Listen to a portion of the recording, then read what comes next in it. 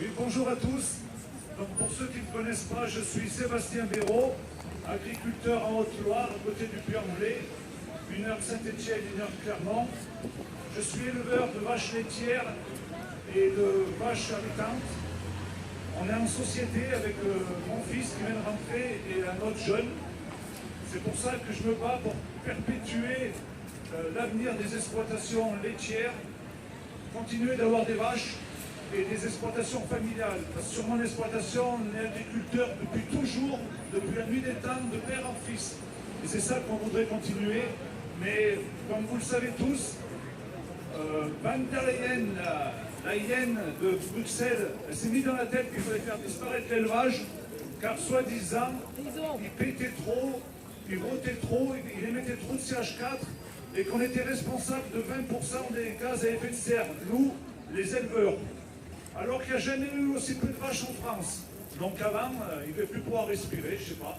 Par contre, pas un mot sur les importations avec des paquebots qui traversent l'océan Atlantique et qui consomment des milliers de litres de fioul lourd avec de grosses émanations de NOx et de soufre et de dioxine et beaucoup de métaux lourds. Là par contre c'est normal, il ne faut pas en parler, ça donne juste le cancer, mais c'est normal.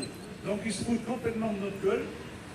Donc comme vous avez pu le voir, il y a eu des manifestations, sauf que le souci, c'était tout chapeauté par la FNSEA, le bras droit du pouvoir en place et des pouvoirs précédents. Donc ils n'ont rien obtenu, on n'a rien obtenu, on est au point de départ. Sauf que les dirigeants, ils doivent avoir obtenu la carotte, parce qu'ils sont tous rentrés à la niche et manger leur os. Donc ça fait bien longtemps que moi je leur fais plus confiance, mais malheureusement, ils sont en place. Donc il faut faire avec. Mais c'est pour ça qu'il y a un mouvement indépendant qui est en train d'éclore et qui veut se mettre avec tous les citoyens français, tous les corps de métier, et qu'on y aille tous ensemble. Parce que vous, consommateurs, eh ben, vous avez tous des gènes et des chromosomes paysans quelque part, parce qu'il ne faut pas remonter bien loin pour avoir vos ancêtres qui étaient paysans, paysannes. Parce qu'à la sortie de la Seconde Guerre mondiale, on était à peu près 4 millions de paysans. Aujourd'hui, on n'est même pas 400 000. Donc on est en train de vivre un véritable génocide. Tout est bien mis en place. Avant la rentrée dans l'Europe, l'agriculture française, c'était la numéro 1 européenne et la 2e mondiale. Aujourd'hui, on n'est même plus classé, puisque 50% de votre alimentation est importée, jusqu'à 70% en volaille, en fruits, en légumes. Donc c'est du grand n'importe quoi. Ce qu'ils veulent, c'est que vous consommiez l'alimentation à pas cher et surtout de la merde pour vous rendre malade, pour pouvoir vous soigner. C'est ça qu'il faut que vous compreniez. Donc qu'est-ce qu'ils veulent?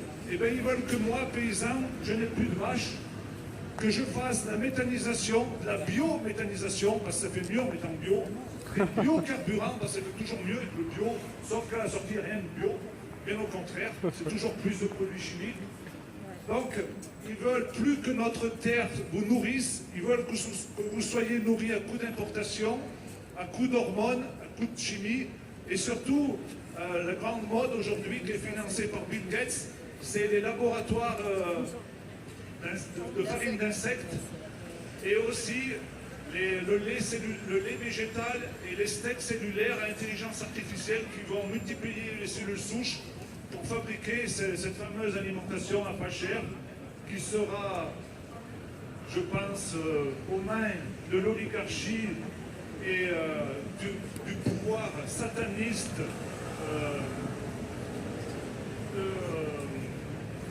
des grands lobbies français. Par exemple, ce qu'il faut savoir, c'est que déjà en ce moment, il y a très peu. Le monde paysan, au départ, il y avait beaucoup de coopératives, mais toutes ces coopératives, elles ont été rachetées, et maintenant, il y a une grande ou deux grandes multinationales par secteur, et à la tête, tout ça est coté en bourse, et toutes ces coopératives, elles sont reliées au groupe Avril, pour faire court, dont est le président de la FNSEA. Donc ce groupe Avril, il gagne autant en faisant rentrer de la viande de Nouvelle-Zélande, en faisant rentrer des lentilles aux hormones du Canada, et ça fait très orchestre à chaque fois qu'il y a des importations.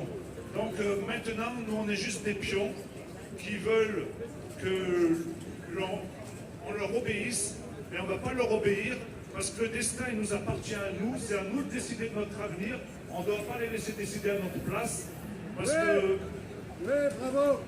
si on les laisse faire, eh ben, on va devenir des esclaves des temps modernes, déjà qu'on commence vraiment à l'être. J'ai une grosse pensée aux 2 agriculteurs qui se suicident tous les jours. J'ai une grosse pensée à tous les agriculteurs qui arrêtent, il y en a à peu près 50 par jour, c'est une véritable saignée. Et il y a un plan qui est mis en place par la FNSEA, bien entendu, pour éliminer encore 100 000 paysans au plus vite, pour qu'on atteigne le chiffre de 200 000. Voilà ce qu'ils veulent.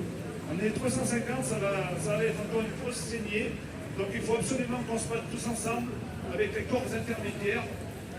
Donc on a fait, pas nous, mais Macron et ses prédécesseurs ont fait tomber l'économie française. Le dernier pan à faire tomber, c'est l'agriculture. Ou l'avant-dernier pan. Je ne sais pas si les militaires, si tout ça, ils font partie de notre côté, du peuple, ou du côté du pouvoir. S'ils font partie du côté du peuple, il reste 2 pans à faire tomber. L'agriculture et les militaires, la gendarmerie, la police. Et s'ils font partie du pouvoir sataniste, eh bien, il reste que l'agriculture à faire tomber. Donc c'est pour ça qu'on va se battre jusqu'au bout. J'espère qu'ils vont choisir leur camp, l'armée, au plus vite. Je ne doute pas que s'ils ont fait des grandes écoles pour défendre leur pays, ils vont être capables de choisir leur camp. Je n'en doute pas une seule seconde. Mais il va falloir le montrer très très vite. À mon avis, c'est cette année que ça se joue l'avenir de la France. Sinon, déjà qu'on commence à être dans les ténèbres, eh ben, on va finir comme la Palestine. On va être radié de la carte. Et ça, il ne faut pas.